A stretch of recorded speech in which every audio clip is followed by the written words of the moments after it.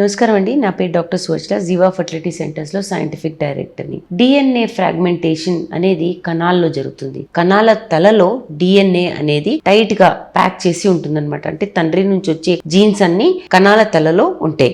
ఈ ప్యాకేజింగ్ సరిగా అవ్వలేదనుకోండి, అలాంటప్పుడు డిఎన్ఏ బ్రేకేజెస్ లాగా మారిపోతుంది. దీన్ని డిఎన్ఏ ఫ్రాగ్మెంటేషన్ అంటారు. ఇది రకరకాల పద్ధతిగా మనం కనుక్కోవచ్చు. ఈ పద్ధతిలో ఏంటంటే ఎన్ని కణాల్లో ఈ డిఎన్ఏ ఫ్రాగ్మెంటేషన్ ఉంది అనేది కనుక్కుంటారు. ఈ డిఎన్ఏ ఫ్రాగ్మెంటేషన్ వల్ల ఇప్పుడు స్టాటిస్టికల్ గా ఏం ప్రూవ్ అయిందంటే మిస్క్యారేజెస్ అవ్వడము, పిల్లల్లో అబ్నార్మాలిటీస్ ఉండడము, కణాల క్వాలిటీ బాగుండకపోవడము, ఫలదీకరణం రేట్ తక్కువ ఉండడము, వీటన్నిటికీ కారణం ఈ డిఎన్ఏ ఫ్రాగ్మెంటేషన్ అనేది తేల్చడం జరిగింది. అందుకనే డిఎన్ఏ ఫ్రాగ్మెంటేషన్ గురించి అవగాహన పెరగాలి. ఇది ప్రిస్క్రైబ్ చేసినప్పుడు మీకు ఈ టెస్ట్ ఖచ్చితంగా చేయించుకోవాలి. చాలా సింపుల్ టెస్ట్. సిమెన్ అనాలిసిస్ లాగానే మీరు ఇజాక్యులేట్ ఇస్తారు.